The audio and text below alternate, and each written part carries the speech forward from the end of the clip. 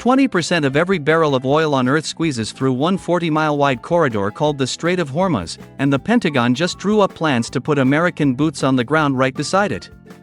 This isn't a drill. This isn't posturing.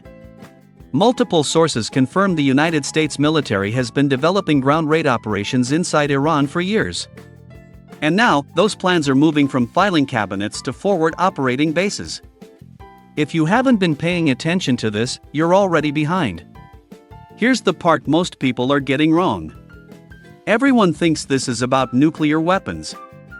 They think it's about stopping Iran from enriching uranium to weapons-grade levels. But the actual planning documents tell a different story. The ground operations being prepared aren't aimed at nuclear facilities buried under mountains. They're focused on coastal military installations, missile sites, and Revolutionary Guard command centers along the Persian Gulf shoreline. This is about control of the water, not the atom. The Pentagon wants to neutralize Iran's ability to shut down the Strait of Hormuz, the narrow passage between Iran and Oman where roughly 21 million barrels of oil transit every single day.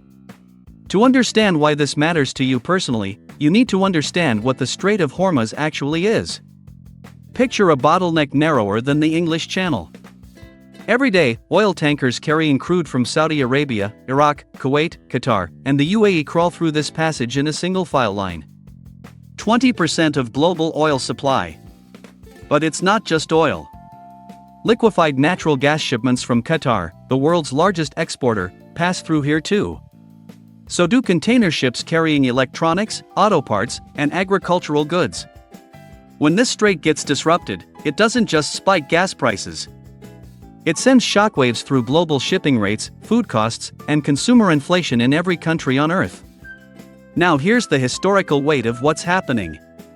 The last time the United States launched a ground invasion in this region was March 2003, Operation Iraqi Freedom. That war lasted 8 years officially, cost over $2 trillion, and resulted in nearly 5,000 American service members killed. Iran is not Iraq. Iran has 88 million people, more than double Iraq's population at the time of invasion. Its terrain is mountainous, fortified, and designed for asymmetric defense. Iranian military leaders have publicly stated that any American soldier who sets foot on Iranian soil will be, quote, set on fire. That's not metaphor. That's doctrine. But what's driving this escalation right now? The trigger is Iran's expanding network of proxy forces across the Middle East. Over the past 2 years, Iranian-backed militias have launched over 200 attacks on U.S. military positions in Iraq and Syria. Houthi forces in Yemen, armed and trained by Iran, have been targeting commercial shipping in the Red Sea, forcing global trade to reroute around Africa, adding weeks and billions in costs. The Pentagon's calculation is blunt: deterrence has failed. Proxies won't stop until the source is confronted directly.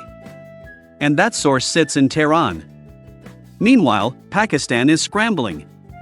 Islamabad has positioned itself as an emergency mediator, desperately trying to host peace talks between Washington and Tehran before the situation crosses the point of no return.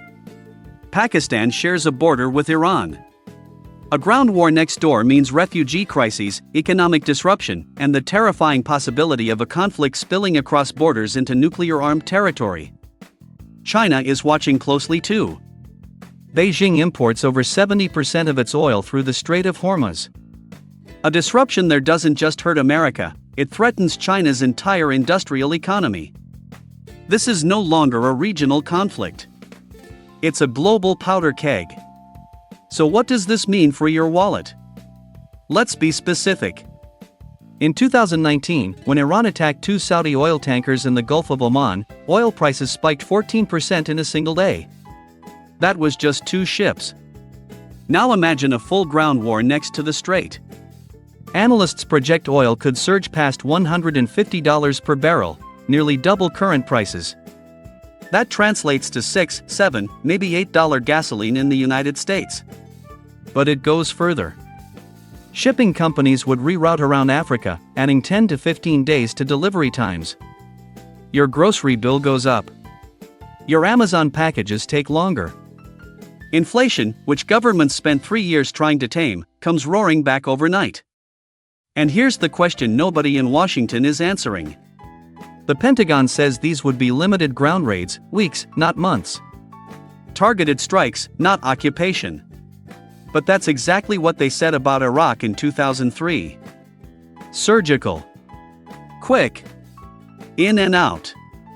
20 years later, American troops were still there. Iran is bigger, more unified, more fortified, and backed by Russia and China. If the first raid goes wrong, if a helicopter goes down, if troops are captured, if Iran closes the strait in retaliation, there is no off-ramp. And right now, as you're watching this, those plans are sitting on a general's desk, waiting for a signature. Follow now, because when that signature lands, the price of everything you buy changes overnight. And you'll want to know before it happens.